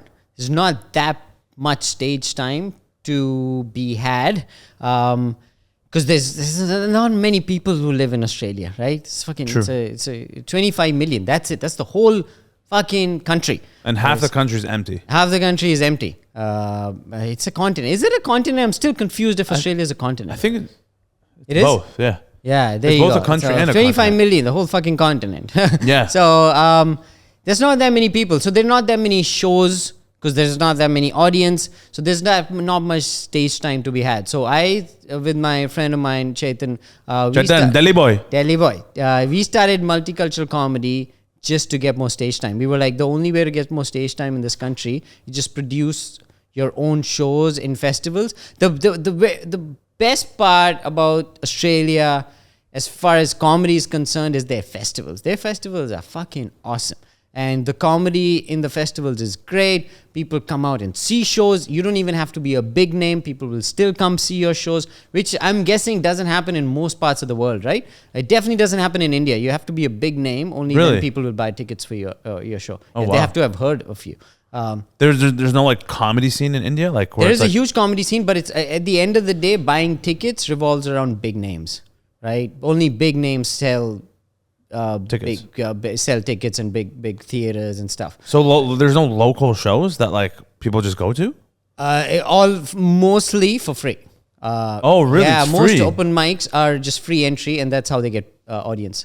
Oh wow. For paid Okay. tickets, you even if you're doing an open mic, like a local show, and it's a paid ticket, you'd have to advertise like a big guy who's in the lineup, and then people will go up, like a known person in the lineup, and then people will buy the ticket. Yeah. But best thing about Australian scene is you can do shows in the festivals and get a lot of stage time and get a lot of people in to see your shows. That's why we started multicultural comedy. We obviously, as the name suggests, we do a lot of multicultural shows, because that's like what is our USP? It's that. Your what? Our unique selling point, right? USP. Oh, I've never heard that before. I was like, this guy is USB. I'm like, you fucking nerd. That is all USB.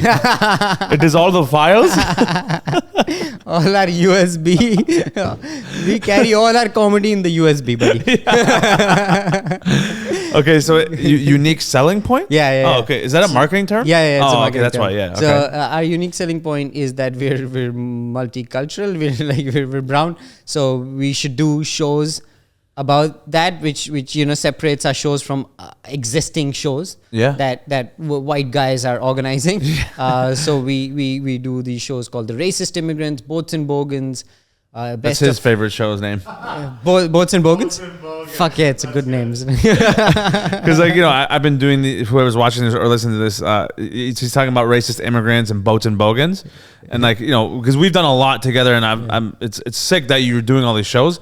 And I told my brother, I was like, yo man, this guy's show is called Boats and Bogans, and he was fucking dying. He's like, it's such a good name though, it's good, right? Because immigrants, boats, and then bogans, all the fucking white Aussies. But anyway, yeah. So racist immigrants, boats and bogans. People who might be listening to this might not even know what a bogan is. Oh, true. Yeah. Tell them what a bogan is. Well, I guess it's like a Australian redneck. Yeah. Would you say? What would you say? From what I've gathered, it is pretty much just it's like the blue collar country folk. Yeah. Who just he's very kind of like a hick, I guess. Yeah. That's a better definition, right? Because they're blue collar. They're tradies. Tradies. Tradies is like construction worker, like mining. FIFO. Yeah. Like a proper bogan would have a mullet. Yeah, a fucking mullet, Yeah. a nice muzzy, nice little, porn stash, and just, ciggies, hacking darts, drinking beers, pretty much classic. Yeah.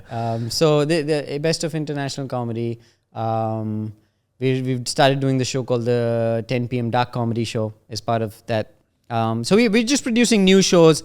Again, the idea is to do interesting, cool shows, get people in, get lots of stage time, try new jokes, get better at comedy. That's the goal. Eventual goal is to just be a good comedian, right? Well, obviously, it'd be concerning if not. Yeah. But do you find the reason why you came up with multicultural comedy is because it wasn't as welcoming for you when you first started doing comedy here? I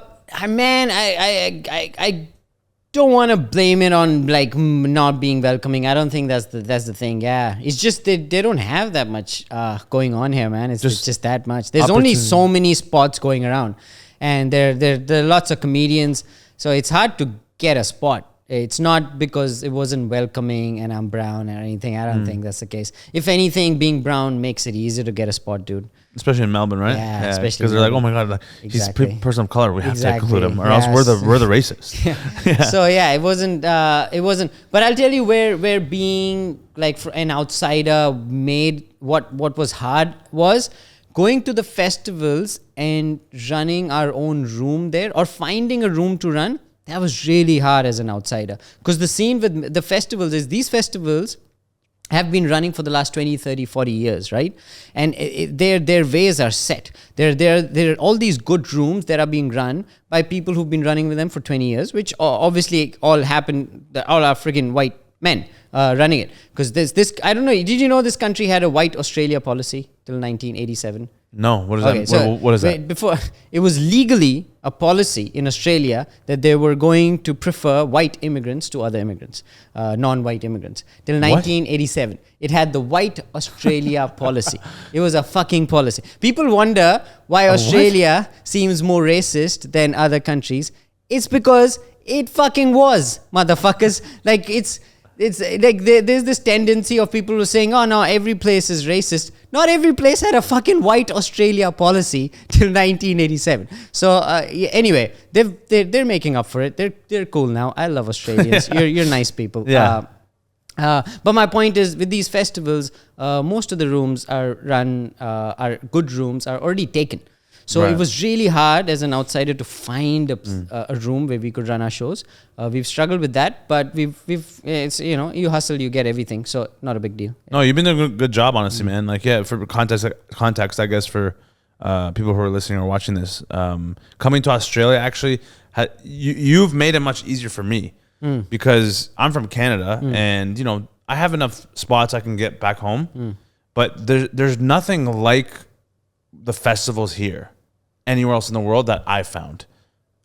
Because the reason why we came to Australia in the first place, my brother and I, is so I could work on my new material. I'm building this new material, 45 minutes to an hour, to get it polished for next year because we're going on a big tour in 2025. Okay. And we want to come somewhere where I knew there was going to be a lot of stage time, but I didn't really expect much out of the festivals. I knew I was gonna come in and try to get spots. I didn't expect this to happen because we met and I did your show the first time in Perth. Yeah. And then obviously I crushed. I fucking knew it. I did a good job. And then you were it was the Racist Immigrants show, I believe. I did. I think I did really well. And then afterwards you're like, yo, dude, you want to just do all of them? And I was like, fuck yeah, bro. It just naturally kind of worked out, which I'm very happy about. And I was telling my brother too, I was like, it's so funny how it works because, being from Toronto, Canada, it's such a diverse area, diverse city, right? I mentioned even last night, it's all my group of friends, it's like a United Nations. I got friends from everywhere. Yeah. And so that makes me feel at home. And coming here, I was kind of unsure of how it would be, whether in real life or in the comedy scene. Because I also expected, even back home, in the comedy scene, it's a lot of, white people, white guys, whatever, that do most of the shows. And I just assumed it was the same thing here. And then when we did those shows at Perth, I was like, yo, I kind of I feel like I found my people. I found my community. And I was like, it's pretty dope that you, as such a young comedian, you're not young age wise, but but young in the scene, right? You're only 4 years in, right? Technically. The fact that you're producing these shows is super dope for guys like me who's I'm just trying to come here, I'm trying to find connections. And it goes both ways. I'm helping by I'm more experienced and I'm seemingly am doing a good job, right? And also you're providing the stage time, right? So it makes a good show and we're helping each other. So I just appreciate the fact that you're doing that. And I think more people should do that because it's yeah, you're right. Most of the people running the rooms are typically more on that side of it's a lot of white people, but it's nice to have a different realm of comedy producing their own shows. It is rare. Even back home, they're starting to do it in Canada a lot, in the US a lot, right?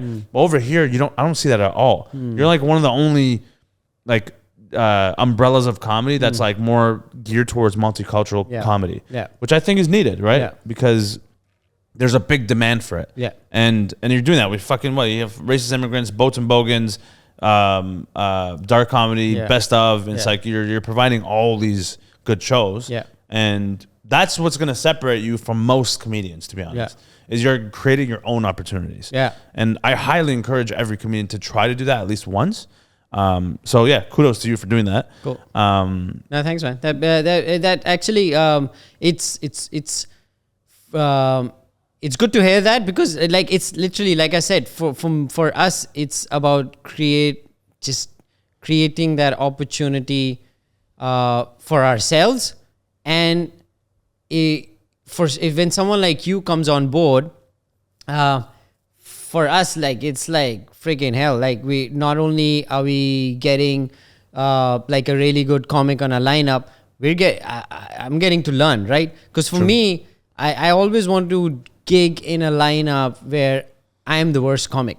For me, that's always the goal. I should be the worst in that lineup. That's the only way I'm gonna get better. And so having someone like you in the lineup really helps. It brings up the level for everyone. You have to fucking do well, otherwise you stand out. Sure. And that's so I'm trying to do that more now, like with you and Frankie. You both just make our shows so fucking good, and it's what's really good.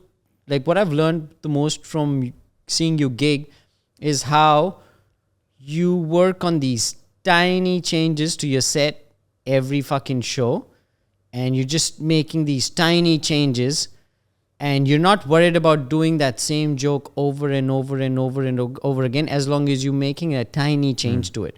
In my head before that, I was like, man, I've done this joke so many times, let's try doing something new. But you've made me realize, no, dude, I can make this joke 10 times better. I just gotta keep working on it. So that's something I've learned a lot. Yeah, that's sick. That's great, man. No, I appreciate that. Yeah, and it goes both ways, man. Like, cause and I'm not someone who has an ego about being the best either, because I don't think I am the best, and like I don't think that way. Because I also learn a lot from you guys, right? Like other people in the lineups all the time, and that's something I feel like is a sign of a very grounded and good comedian, is that like they're willing to be open to learning from everybody, not just the people who are better than them. Sure. And I really aspire to do that as well. Sure. And so like by watching people who are newer than me, who are less experienced, like sometimes you guys have better sets than I do, but it's like it would be stupid for me to just ignore that and be like, or like there's so many comics who will see that, like comics do better than them, even though like they're worse than them or like they're newer. And like they would just be negative about it, and they would almost shit on them for it. But for me, I'm like, it's weird. It's weird to say. I get excited when I see like you guys who are on the same lineup fucking crush it. It makes me feel like a proud dad, like a proud like brother, like a proud, you know what I'm saying? Like it feels good. I'm like, I'm happy for you. You know what I'm saying? It's cool. I'm like, cause you know what? I also want the show to be good. Sure. I don't want to be reliant on me. Like that's a lot of pressure, but it's like, you know, I don't mind, but it's just, like, I want everybody to fucking crush, you know what I'm saying? And I agree, like it is a good mindset to have, to be like, you know, want to be the worst in the room, because like it's the best way to learn, right? If you think you always want to be the best in the room, then it's like, what's the point? And so, you know, obviously I'm very spoiled because, you know, you provided me with a lot of spots, and I appreciate that. But yeah, it's nice to like put myself in uncomfortable positions sometimes, do other people's shows, like random open mics, and you get humbled quick. Like, it's the best. Can I ask you why didn't you do the same thing staying in Canada? Was one of the reasoning you wanted to get out of that zone, your comfort zone or whatever, and do it in a different country, different culture? Why couldn't you have built this hour in Canada? Why did you come to Australia? Well, there's a few reasons. One of the reasons was originally we were supposed to go to the US to do this, do what we're doing now. Because, you know, we had a lot of connections over there. It's a much bigger country, way more opportunities, more money, more resources, whatever. And my biggest following online is in Canada. And obviously US too, but like not nearly as much as Canada. And we've done so many shows in Toronto, in our hometown, that like it was at a point where you kind of hit a ceiling of like the amount of shows you can do without like my own audience, my own fans coming to see me every time. And it's like, if I'm gonna go and like work on new material, one, there's not enough stage time to do that at home anyway, like these festivals. And two, we just didn't want to pull from the same well of people every time I go out and do sets. You know what I'm saying? It's like, because our thinking is like, if we're gonna put on a big tour next year in 2025, we don't want our own audience who's like, you know, excited to come see me live to see me before the material is fully polished. Because then like, what's the point? Like they see the new material and it's like kind of decent. And then the next year they come and they see the same material, just a little better. It kind of takes away the value and the, you know, it makes sense. The sexiness of it, right? It makes sense. So because our visas got rejected going to the US, our backup plan was to find somewhere else that I could still get stage time, and is not Canada. And Australia was the second best option. Because of the festivals. I made some connections 6 years ago when I came to Perth. I met Joe White, Emo, Ashley Fils-Aimé, all these guys. And just talking to them, they're like, yeah, man, you have no problem getting stage time here. You know, especially Melbourne. That's the best city for comedy. And that's it, man. We just kind of made the decision. We got in. We applied, both of us. Got in within a minute. It was the easiest process. Paid $500 compared to fucking a year process in the US and losing like thousands of dollars. Why do they think they reject? Why do you think they rejected yours? Because we're Persian, man. They're like, no more Persian, no more Persians. No, I mean, I don't know. There's probably many reasons, but I don't know. Like, apparently the lawyers that we had, they made several errors on the applications, and I don't know. There's just like a bunch of moving parts, but. I don't know. At the end of the day, we just took it as a sign from the universe, and I believe in manifesting and like the law of attraction, the universe, and I just we like to follow our intuition and our gut, and we're like, man, like, it's just like maybe it's time to focus our attention somewhere else. Cool. So that's why we came here, and honestly, it's been the best decision because doing these festivals, Perth Fringe, Adelaide Fringe, and now Melbourne Comedy Festival, 30 days, like I didn't know we were gonna be friends or like you're gonna have all those shows and I can get all these spots. Yeah.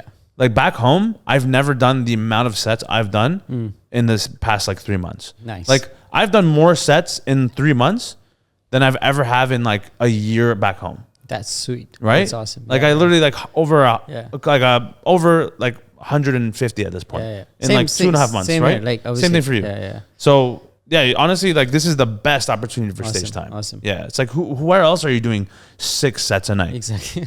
Fucking nowhere, right? Yeah.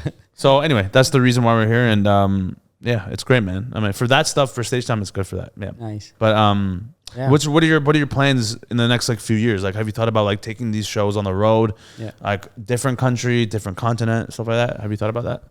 Man, my plans next few years are like one is that I want to obviously develop like a really good R that I can do like a nice 1 hour of solo material. That's obviously something I'm working on. I'm also working, like I really love writing. Like I see myself as a writer always, as well as a comedian. So I've been working on this collection of short stories, and I want to finish that sometime this year and publish that. It's just a collection of short stories, like funny stories about me being an immigrant in Australia. I want to call it I also want to call it Don't Call Me a Papadam. That's the name of my solo show. I want to call the book that as well. Don't Call Me a Papadam. Don't call me papadam.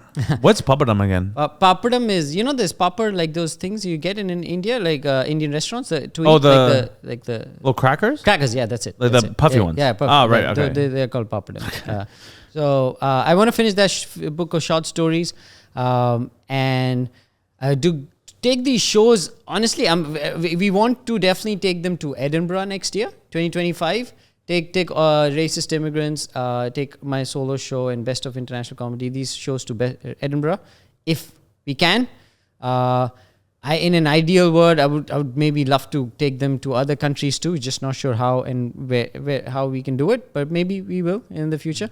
But right now, the goal, the next 2 years, is to get a really good solo show done, release my book, and keep getting stage time, keep becoming a better comic. Because I know it'll take me at least 2 more years to start becoming kind of good at this. Because I think I'm just beginning to get a grasp of it now. Oh, trust me. Yeah. Every year you see the growth. It's like, oh man, I don't know so much. Yeah. It's actually that's what happens the more you do. Yeah. You're like, oh fuck, I didn't know this until now, right? So, but that's the beauty of doing stand up, is like you're always learning, and you always have to keep that mind open, to learn more. Have you thought about doing comedy in India? I have. So I've did a few open mics there. Every time I go there for a holiday, and I go for long holidays. I don't go for like 1 week or 10 days. I always go for when I go to India, I book a one-way ticket. Oh, really? And I decide when I want to come back. Because the work I do here in Melbourne, I can easily do it from home. That's great. So I keep working there. Sick. So I'm going now in April, one-way ticket. I'll decide when I want to come. So when I'm in India, I always do spots there in open mics. I always struggle because I think because I haven't properly thought about how to do comedy in India.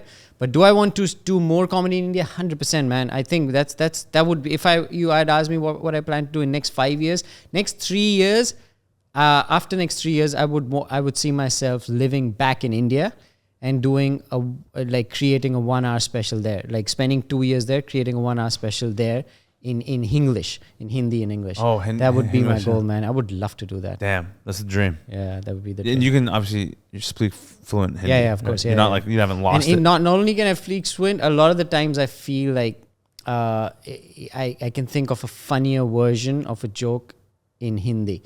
Oh, So, and I want to go see how that will play out. interesting. Yeah, because there's certain words that just would make it a little bit funnier. And like, especially if they understand exactly, it. Because they know both languages. Exactly. Is that a common thing in India? Like Very common. Very English common. comedy? Yeah, a lot of the best comedians in India do English comedy. Really? They'll do all their setup in in English, and they'll give the punchline in Hindi. Really? Boom, destroys the room. Crushing. Yeah. Crushing. That's crazy. And you can do that now? Like, is that something that you're comfortable Yeah, I doing? do. If sometimes we'll do Hindi shows here in Melbourne, Really? and we'll do that. Can I get a It's spot? Fucking awesome. Yeah, fuck yeah, dude. Can I do a English spot? Yeah. I think you would destroy in a Hindi show. Yeah, I was walking down the street and baji ka kora kala gaya. They're like, what the fuck? If you honestly, There's so many languages in India that people will think that you're speaking one of them. They just don't know it. I actually do have a joke about Indian Uber driver. Remember, you saw it a few times, right? And one of my best friends back home, he's Gujarati, and he taught me actual words to say in Gujarati, and it actually. I did it one time. I opened for Nimesh Patel. You know Nimesh? Wow, yeah, of course. Yeah, back home in Toronto. Yeah. And it was like 3,000 people. Wow. Meridian Hall, great venue. And that was the first time I tried it where like it fucking crushed. Like, because it's like most of his audience, they're not even mostly Indian. It's just, there are a lot of Indian people in his shows, but all over India, some Tamils, you know what I'm saying? But like, it's like one thing to be funny, but in their like being the same culture as the other people you're telling jokes to, but it's another thing to like not be like them and do something in their own language, like, and do their accent. It's like, I feel like nothing beats that, you know what I'm saying? Like, they appreciate it way more. And I did that joke for the first time with the Gujarati words, and like, bro, fucking you just hear the roar. I'm like, oh, it feels great, you know? Me and another comedian, I won't name him. We were talking about how you do accents, and how doing accents can easily be very offensive. Sure. And what I feel is the way you do them, they're never offensive. There's this comedian who does an Indian accent, has from Indian background, like, our parents are Indian, and when he does it, I find it offensive. Really? Yeah, but when you do it, I don't find it offensive. And I was like, why is that? Why the fuck is it that you do it and I don't find it offensive? I think it's because when you're doing it, when you're even making fun of it, somehow you're not punching down. You're not making fun of Indians. You're not making fun of Indians. You're making fun, using the accent, you're making fun of something. Right, You're not making fun of our culture or Right. our entire fucking country or race. Right. It doesn't feel like that anyway. Maybe you are in your head, but Yeah, in my head, these fucking guys don't know shit about life. No, you're right. I appreciate that. And it's a great compliment because I genuinely do consciously think about not punching down because I genuinely enjoy doing it. I think it's funny. And it's also how I was raised. It's how I grew up. I was raised with, like I said, Indian friends, Tamil friends, all the spectrum. And that's just how we talk to each other. And that's where I'm coming from. Because I understand just as much as I do it, I love it when people imitate Persians too. It's like I'm coming in from that kind of lens, and that's why I feel like it rubs off that way too. So it comes off that way to other people. At least the people who are smart and understand. Obviously, there are still generally people who, if I do an accent that's not even mine, they'll immediately go, oh, that's racist. Like, but that's because they just don't have the context. Right? As soon as you understand my context, you realize, oh, I'm not just doing it just to like fucking make fun of people. Exactly, I just think it's one, I'm good at doing them. But that's the key. That's another key too, I you guess. have to be good at exactly. Right? It's like you got to be You don't sound like someone who's trying to sound like Indian. You sound like a fucking Indian. I appreciate that. Yeah, no, and that's the thing too. And I love talking about this because, you know, it also, especially on this kind of platform, it's like I can explain my side of things, and I'm like, yeah, it's about being the character. I'm not trying to sound like them. I'm almost like morphing into a fucking Raj, you know? I'm morphing into a fucking Sandeep, you know what I'm saying? Like, it's just who I am, right? I'm from fucking Delhi. I'm from NPC, whatever the fuck you said. I'm from Uju Kutuparaka police fucking state. I'm from there, you know? That's how I see it. And so, that's why I feel like I can get away with it a little bit. Sure. And yeah, but you know, like I said, like there was videos I was doing last year on my channel. It was different characters of mine during Halloween doing trick or treating, and I did a Chinese one, right? A Chinese accent guy, like someone trick or treating at a Chinese person's house, and I was playing a Chinese guy, and without this one person took it way out of context. And they shared this video on their story, tagged me and said, this is racist. This should not be allowed. But like, obviously my own audience loved it and like they're laughing. Even Asian people are fucking loving it, right? But this person doesn't follow me. It's the first video they're seeing of me. Yeah. I look white. So they're immediately assuming, oh, this guy's just making fun of our culture. But they don't realize this is my brand. This is my humor. Yeah. This is my whole life. Yeah. So that's why it's so easy to just keep doing them and not being fazed by shit like that. Is the only reason what just happened to you there in that episode hasn't happened to Russell Peters is because he's fucking old. Like he's not now. Like if he was doing comedy now, someone would have done that with Russell Peters too. They would have just taken a thing of him making fun of a Vietnamese in his show and go, oh, look at this race. They don't know the motherfucker makes fun of everyone, especially Indians. Especially, yeah. Like so again, no context, right? Like 100%. Yeah. Exactly. That's the key too. The reason why Russell paved the way for someone like me is because he's made it known that he's making fun of his own people. Yeah. And after, it's a bonus to make fun of others. Exactly. Equally, by the way. Yeah. Not just like shitting on Chinese people and then fucking doing jokes about going to a museum. You know what I'm saying? Like that would be completely different, super weird. Right? So that's the thing, is context is having the just the perspective. And so that's why it helps me, because and any other people who do accents on stage, right? It's like I think it does help your case a bit if you're already making fun of yourself first and then your own people. Sure. And then after that, I think anything should go. Sure. So anyway, so racist immigrants. Shout out racist immigrants, guys. It's the best show for that. That's the thing too. I love doing it, racist immigrants, your show, because it's like people expect to see that kind of race jokes, but still there are people who come to the show who don't laugh at all, and they're just staring at you like they're staring at a wall. And like, I'm like, did you guys not know this is a show about race? Yeah. That happens the least in that show, like you said. Yeah, but least. It still does. Yeah. Which is, it's very surprising to me sometimes. Yeah. But anyway, I guess the last thing I want to ask, usually to wrap up the episodes is, if you were like 20-year-old self what would you tell yourself now? Don't watch porn, motherfucker. That's a good one. I mean, I would tell a lot of things, dude. I was a dumb fucking idiot when I was 20. I'd be like, stop being a dumb fuck. Don't be a bench. Don't be a bench. But honestly, I'm not even joking right now. If I had to tell myself, okay, two things. If I had to tell myself two things, I would tell myself 20 things. But two things, if I had to boil it down to, one would be stop watching porn. Second would be take care of your health, start working out. That's it, man. These two things, everything else leads from there, man. It's so stupid. It's so basic. Everybody says it, but people still don't get it. Young people still don't get it.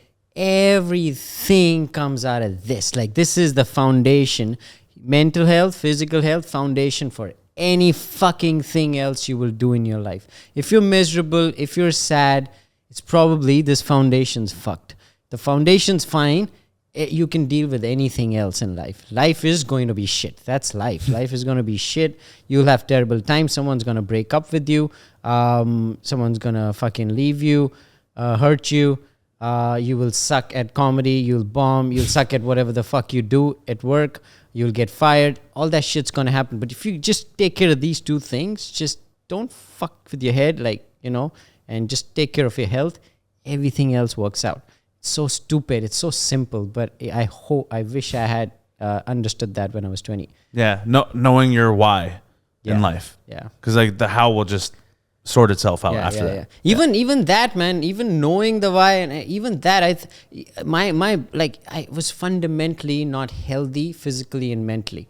When you're fundamentally not healthy physically and mentally, nothing else can ever work. You will never understand the why, the how. Nothing else will work. You have to be physically and mentally healthy for anything else to work.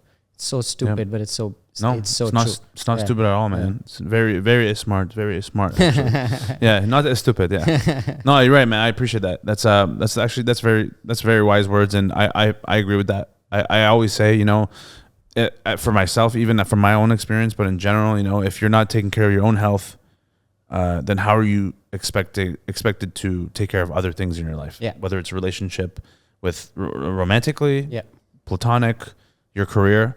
How can you expect to be optimal in your life if you yourself as a human being aren't thriving optimally? Yeah. Or at least striving towards doing something like that. Yeah. So yeah. Anyway, thank you for watching, guys. We're gonna wrap it up right there. Or if you're listening, I appreciate you.